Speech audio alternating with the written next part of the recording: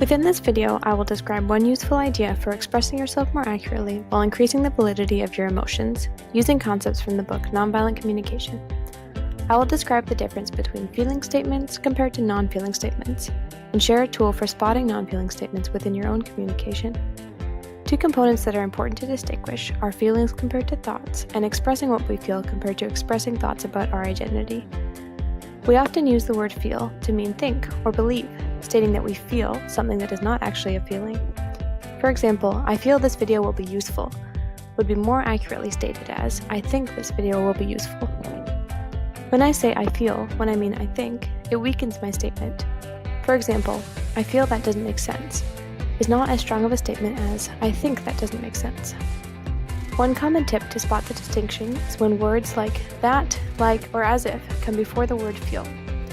I feel that communication can be challenging is really saying I think that communication can be challenging. I feel like I'm starting to understand is really saying I think that I am starting to understand. I feel as if I'll have to practice this a lot is really saying I think I'll have to practice this a lot.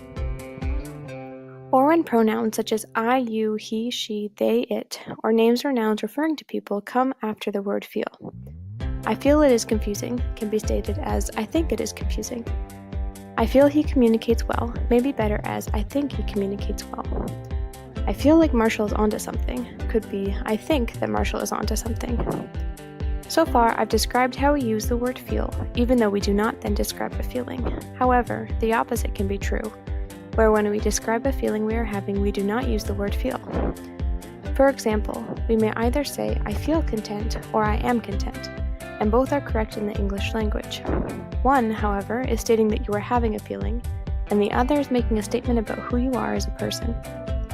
The value in distinguishing expressing feelings and describing what we think is that when we state our feelings as feelings, we can be more accurate in describing our emotion and our situation.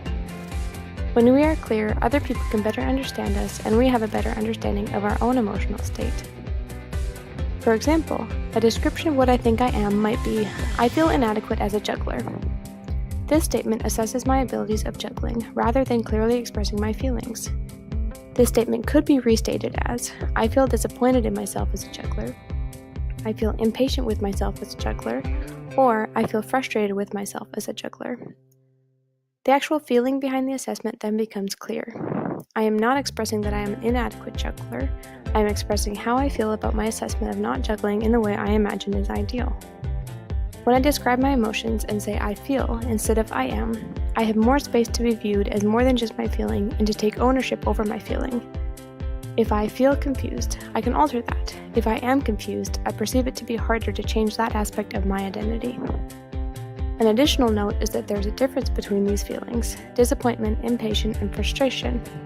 So when choosing which one most accurately describes my state, I am able to further understand and express myself and have someone else more accurately understand what I am experiencing. This is one of many tools and distinctions available in Marshall Rosenberg's book, Nonviolent Communication. Thank you for watching. Created using PowToons.